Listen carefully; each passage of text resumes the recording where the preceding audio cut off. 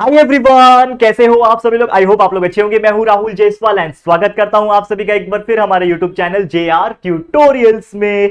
तो दोस्तों, जैसे कि आपसे हमने प्रॉमिस किया था कि हम हर एक स्टैंडर्ड के स्टूडेंट्स के लिए LMR revision, last moment revision करवाने वाले हैं। तो सातवीं के बच्चे ऑलरेडी मैथ्स का एक चैप्टर, साइंस का एक चैप्टर पढ़ा चुका हूं। आज एक और मैथ्स का रिवीजन लेक्चर लेकर आ गया हूं, जिसमें हम आपको कराने वाले हैं LMR revision of chapter number 11 circle. किसका है ये? मैथ्स का, 7 स्टैंडर्ड मैथ्स। तो यार आपको एक रिक्वेस्ट है कि आप जितने भी सातवीं के बच्चे हैं ना, हर एक को, अपने सभी दोस्तों को ना फैला देना कि राहुल सर आ गए हैं। पूरा सिलेबस तो ऑलरेडी पढ़ा के रखा है। जो भी चैप्टर पढ़ना है, जो भी सब्जेक्ट का पढ़ना है, आप सिर्फ यूट्यूब पे जाके सर्च करो, आपको मिल जाएगा हमारा वीडियो। आप आराम से देखना, पूरा कॉन्सेप्ट नॉलेज ले लेना और अच्छे से पढ़ के एग्जाम में अच्छे अच्छे मार्क्स निकालना। लेकिन अगर आपको रिवाइज करना है तो हम आपके लिए स्टार्ट कर चुके हैं LMR रिवीजन। एक एक करके हर दिन या फिर एक एक दिन छोड़ के हम लोग आपके लिए वीडियोस डालेंगे, ताकि यार जो भी 5-10 दिन जो आपका टाइम बचा हुआ है एग्जाम्स के पहले, उसमें हम लोग जो चैप्टर्स आपको एग्जाम में आएंगे, फाइनल एग्जाम में, उसका रिवीजन करा पाए। ठीक है, तैयार हो जाओ, शुरुआत करेंगे दोस्तों। अगेन दैट इज इंस्टाग्राम मेरा फॉलो कर लेना, ये आईडी है मेरा। टेलीग्राम चैनल हमारा ज्वाइन कर लेना, और तीसरा जो एप्लीकेशन है डाउनलोड करो, क्योंकि फ्यूचर यही है एप्लीकेशन जिसमें हम कंटेंट्स की भरमार करने वाले हैं आने वाले दिनों में। तो डाउनलोड करके रजिस्टर कर लेना, प्ले स्टोर पे मिल जाएगा फ्री ऑफ कॉस्ट। ठीक है, चलिए शुरुआत करेंगे। क्या है इस चैप्टर में? सबसे पहले बात करो, देखो सर्कल क्या होता है, इसको समझने की कोशिश करते हैं। तो दिस इज ए सर्कल, ये आपने देखा हुआ है सर्कल, और सर्कल के बीचों बीच में एक पॉइंट होता है जिसको हम लोग बोलते हैं सेंटर पॉइंट। अब सेंटर पॉइंट से अगर मैं बात करूं, यहां पे अगर मैं एक लाइन खींच दूं, सेंटर पॉइंट से अगर पूरे सर्कल तक एक लाइन खींच दूं, तो इसको हम लोग बोलते हैं रेडियस। क्योंकि आप जब भी कोई सर्कल को ड्रॉ करते हो, आपने सर्कल कभी बनाया होगा, ठीक है, जिसको बोलते हैं हम लोग कंपास। एक राउंडर होता है, उसमें पेंसिल डालते हैं और ऐसा गोल बनाते हैं, तो वो होता है आपका सर्कल। लेकिन आपने वो जो चीज लिया, जितना डिस्टेंस लिया, वो होता है उसका रेडियस। मतलब इतना रेडियस से आप क्या करोगे, सर्कल जो है वो ड्रॉ कर सकते हो, तो वो रेडियस हो गया। लेकिन अगर रेडियस के लाइन को अगर मैं एक्सटेंड कर दूं यहां तक, तो ये पूरा जो लाइन होता है इसको हम लोग बोलते हैं डायामीटर, जिसको बोलते हैं डायामीटर D। तो याद रखना क्या बोलते हैं, मतलब इन शॉर्ट डायामीटर जो होता है वो ये रेडियस और ये रेडियस प्लस ये रेडियस, मतलब R plus R, that is R plus R मतलब 2R। तो डायमीटर जो होता है वो 2 रेडियस के बराबर होता है, मतलब 2 टाइम्स रेडियस होता है, याद रखना। ठीक है, और रेडियस जो होता है वो डायमीटर का आधा होता है। रेडियस जो होता है वो डायमीटर का आधा होता है, ये भी फॉर्मूला याद रखना। ठीक है, अब 2 फॉर्मूला हमें काम आएंगे इस चैप्टर के अंदर, जो कि है दोस्तों, एक है सर्कमफरेंस 2πr, जिसको पाई डी भी कहा जाता है। मतलब कोई आपको पूछ देगा सर्कमफरेंस निकालो, तो सर्कमफरेंस का मतलब होता है ये आउटर लाइन। ये आपको येलो वाला पार्ट दिख रहा है, ये पूरा जो आउटर लाइन है, मतलब समझ लो यहां से शुरू कर रहा है और पूरा यहां से लेके यहां तक गया, तो इसको बोलते हैं हम लोग सर्कमफरेंस। तो हम लोग वही पूछेगा कि what is the circumference of circle. उसको कैलकुलेट करने के लिए फॉर्मूला क्या होता है, 2 multiply by pi multiply by r. 2 एक नंबर है, पाई का 3.14 वैल्यू होता है, या फिर 22/7 वैल्यू होता है, और आर मतलब रेडियस होता है। इसको मल्टीप्लाई कर दो, या फिर 2 और आर का मतलब तो वो डी होता है, 2 और आर का मतलब डी होता है, तो 2 और पाई, तो पाई डी हो गया। ऐसा भी कर सकते हो आप। या फिर एरिया अगर पूछेगा, जो कि नहीं पूछेगा लेकिन पूछ लेगा, तो पाई आर स्क्वायर फॉर्मूला है। वैसे ही एक आता है सेंट्रल एंगल वाला वैल्यू, जिसमें एक सर्कल है, और सर्कल में क्या होता है ना, यहां पे अगर आप देख पाओगे तो इस प्रकार से आर्क बना होता है। तो ये जो आर्क यहां से लेके यहां तक बना है आर्क, इसको बोलते हैं हम लोग माइनर आर्क, छोटा आर्क है। इसका नाम क्या है, AXB।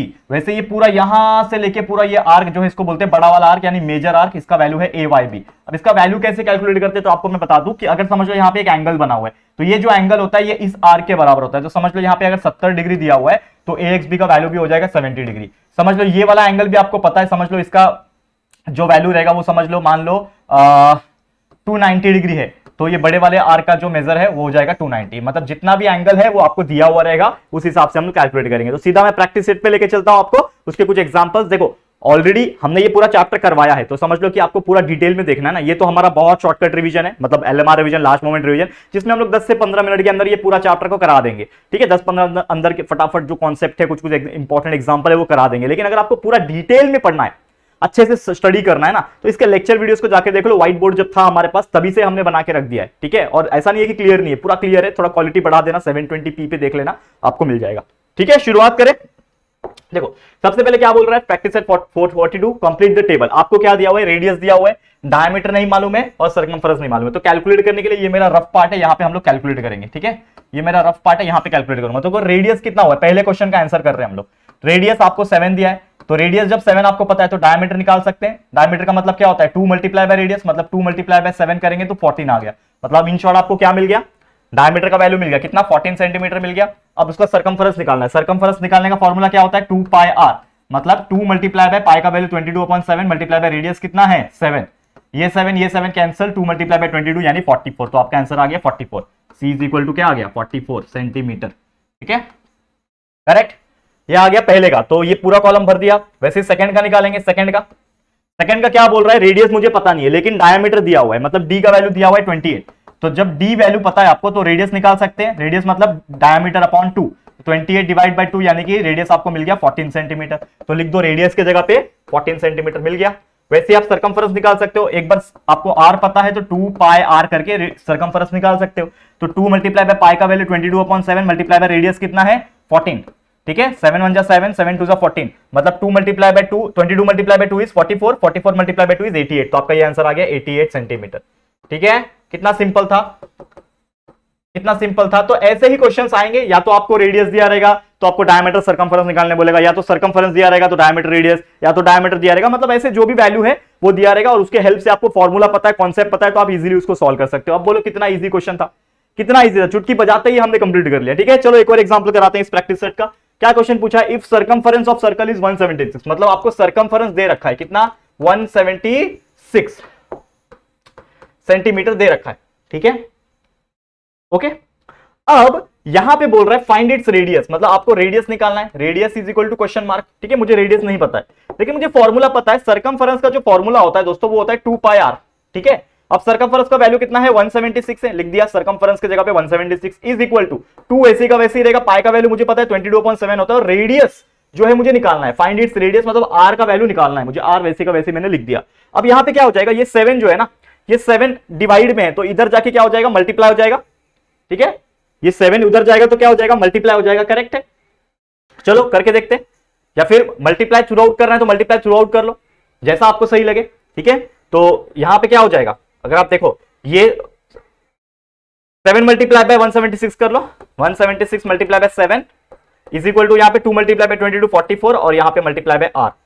तो 176 को 7 से पहले मल्टीप्लाई करो, देखो मैं कैलकुलेटर का इस्तेमाल कर रहा हूं लेकिन आप लोग अपना पेन और एक रफ पेपर इस्तेमाल कर लेना ताकि मेरे को टाइम बचाना है ना। देखो 176 को सबसे पहले मैं किससे मल्टीप्लाई करूंगा 7 से, मुझे क्या वैल्यू मिला, इन दोनों को मल्टीप्लाई करके वैल्यू मिल जाएगा 1332 मिल गया, is equal to 44 multiply by r। मुझे r का वैल्यू चाहिए तो r will be equal to 1232 divide by 44 हो जाएगा।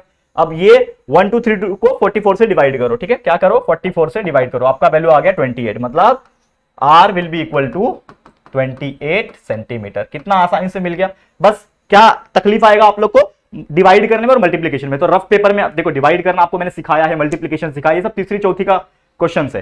ठीक है, तो ये आराम से आप साइड में कहीं पे रफ में डिवाइड या फिर मल्टीप्लाई जो भी है वो कर लो और आराम से आपका आंसर निकल जाएगा, r is equal to 28 centimetre. ठीक है, क्लियर हो गया, मक्खन, मजा आ गया होगा। ठीक है, चलो आगे बढ़ जाते हैं, अगले क्वेश्चन पे देखते हैं अगला क्वेश्चन क्या है।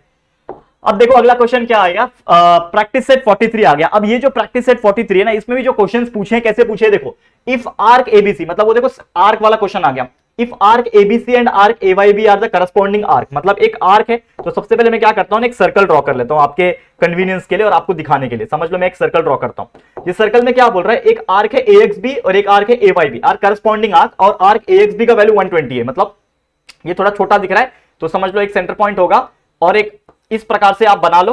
ठीक है, तो ये आपका होगा आर्क, ये A, ये X और ये B, इसका वैल्यू कितना दिया हुआ है 120 डिग्री, मतलब आर्क छोटा वाला AXB जो है 120 दिया हुआ है।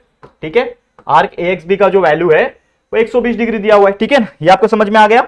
अब यहां पे हम क्या कर सकते हैं, क्या करेंगे हम लोग यहाँ पे कि आर्क AXB मुझे पता है, हमको बोल रहा है AYB निकालो, तो समझ लो यहाँ पे Y होगा, तो ये बड़ा वाला आर्क AYB, मतलब मेजरमेंट ऑफ आर्क AYB मुझे निकालना है। तो मुझे एक चीज पता है, मुझे एक चीज पता है कि ये आर्क और ये आर्क दोनों को प्लस करके टोटल आएगा एंगल जो कि होता है 360 कोई भी सर्कल के अंदर। तो हम लोग क्या बोल सकते हैं कि मेजरमेंट ऑफ आर्क जो होगा AXB, अगर मैं इसको मेजरमेंट ऑफ आर्क AYB से प्लस करता तो मेरा प्लस करके कितना आ जाएगा 360 आ जाएगा। ये मुझे पता है, ये कितना है 120 दिया हुआ है मुझे, ये मुझे पता नहीं है आर्क AYB। ठीक है, और ये 360 मुझे पता है। ठीक है, तो ये 120 उधर जाएगा तो माइनस हो जाएगा, therefore measurement of arc AYB का जो वैल्यू आएगा वो आ जाएगा 360 माइनस 120 जो कि हो जाएगा 240 डिग्री। आ गया आंसर, यही आपको कैलकुलेट करना था। 240 डिग्री कितना आसानी से आ गया, चुटकी बजाते आ गया। समझ में आ रहा है, तो इस प्रकार से आपको चीजें करनी है and definitely you can score a very good marks. Exam में कैसे भी क्वेश्चन आ जाए आप कर सकते हो। समझ में आ रहा है, क्लियर है दोस्तों, उम्मीद करता हूं आप लोगों को बहुत ईजी लग रहा होगा। अगले क्वेश्चन पे चलते हैं। अगला क्वेश्चन क्या बोल रहा है, देखो क्या क्वेश्चन है, write the names of major and minor arc, मतलब ये जो डायग्राम दिख रहा है इसमें आपको मेजर आर्क का वैल्यू, मतलब कौन सा मेजर आर्क है कौन सा माइनर आर्क है वो निकालना है। बहुत सिंपल है यार, देख के ही हम लोग निकाल सकते हैं, कितना इजी है ये। ठीक है, तो चलो फटाफट से देखते हैं कि क्या आएगा इसमें माइनर आर्क और मेजर आर्क। तो सबसे पहले हम लोग लिखेंगे छोटा वाला माइनर आर्क। छोटे छोटे आर्क कौन से इसमें, अब आप देखोगे ये QXP, ये QXP ये भी मेरा क्या है, छोटा आर्क है। QXP छोटा आर्क है। फिर उसके बाद अलावा QPR, ये QPR जो दिख रहा है ना ये सेमी सर्कल आर्क है। एक होता है सेमी सर्कल आर्क, आधा, कंप्लीट सर्कल का आधा, उसको बोलते हैं सेमी सर्कल आर्क। ये QPR देखो ये पूरा आधा है, तो ये आर्क जो है QPR ये आपका एक सेमी सर्कल आर्क हो गया। और तीसरा जो आर्क होता है वो होता है मेजर आर्क। तो मेजर आर्क भी साथ में लिख लेते हैं। मेजर आर्क कौन कौन से है इसमें, मेजर आर्क बताओ, बड़ा वाला आर्क क्या बन रहा है यहां पे, ठीक है क्या बनेगा, देखो इसमें सेमी सर्कल में एक और बनेगा QYR, आर्क QYR, समझ में आ रहा है। फिर बताओ मेजर आर्क कौन कौन सा बनेगा, ठीक है मेजर आर्क P, ये Y, ये PYQ, ठीक है आर्क PYQ बड़ा वाला बन रहा है, ठीक है। और क्या बनेगा बताओ, ठीक है और बताओ जल्दी जल्दी बताओ, फटाफट से बताओ और क्या क्या बन सकता है, फटाफट से बताओ। अब देखो यहां पे ये X से अगर मैं चालू करूं, X Q और ये R, ये आर्क XQR, ठीक है ये भी एक बड़ा आर्क है, ठीक है फटाफट से बताओ और क्या आ सकता है। ये देखो ये छोटा आर्क है RY, आर्क RY छोटा आर्क है, ठीक है ये XP भी छोटा आर्क है। जितने छोटे छोटे दिख रहे हैं ना, तो इस प्रकार से आप लिख दोगे, 1 मार्क्स या 2 मार्क्स का क्वेश्चन आएगा, इतना भी लिख के आओगे, दो सबके लिख के आगे तो भी आपको मार्क्स मिल जाएगा। इस प्रकार से चीजें। अब आप बोलो देखो यार ये क्वेश्चन देखो कितना इजी टाइप के क्वेश्चन है, देख पा रहे हो आप लोग। तो ऐसे ही क्वेश्चंस एग्जाम में फ्रेम होते हैं। अगर आप 7th स्टैंडर्ड में हो तो देखो बेसिक लैंग्वेज होता है, बेसिक मैथ्स होता है, तो हर चीज तो मैंने करा के रखा है, बस आपको सर्च करना, आपको मिल जाएगा। और जो जितना भी हो सके मेरे से मैं आपको एग्जाम्स के पहले रिवीजन, लास्ट मोमेंट रिवीजन के वीडियोस आपको देने लगूंगा, ठीक है क्लियर है, समझ में आ गया। तो बस आज के लिए फिर यहीं पे खत्म होता है। इसी के साथ पूरा चैप्टर हमने कंप्लीट करा दिया, मतलब एक तरीके से फास्ट फॉरवर्ड में रिवाइज करा दिया। और उम्मीद करता हूं कि ये जो सर्कल चैप्टर है आपका वो पूरा रिवीजन हो गया होगा कि क्या क्वेश्चंस आ सकते हैं, कैसे क्वेश्चंस आ सकते हैं, समझ में आ गया है। ठीक है, तो आज के लिए इतना ही। ये वीडियो आपको कैसा लगा है प्लीज कमेंट करके देना। और वीडियो अगर पसंद आया है, अच्छा लगा है, यूजफुल लगा है तो प्लीज वीडियो को लाइक कर देना, अपने सभी दोस्तों के साथ शेयर कर देना। सबको बता दो यार सर ने तो पूरा सिलेबस पहले ही कंप्लीट करा दिया है, और साथ में सर रिवीजन भी करा रहे हैं, लास्ट मोमेंट रिवीजन करा रहे हैं वो भी। सोचो बड़े बच्चों को मिलता था, आपको भी मिल रहा है, ठीक है। फटाफट से शेयर कर देना सभी दोस्तों को। और पहली बार चैनल पे आए हो, अभी तक चैनल को सब्सक्राइब नहीं किया यार, तो देर किस बात की, फटाफट से हमारे चैनल को सब्सक्राइब कर देना, क्योंकि यहाँ पे सभी स्टैंडर्ड के सभी सब्जेक्ट के कंटेंट है। तो आपको बस ढूंढना है, पढ़ाई करना और अच्छे अच्छे मार्क्स निकालना है, ठीक है। तो जल्दी मिलेंगे फिर एक और न्यू वीडियो में, तब तक के लिए thank you and good bye.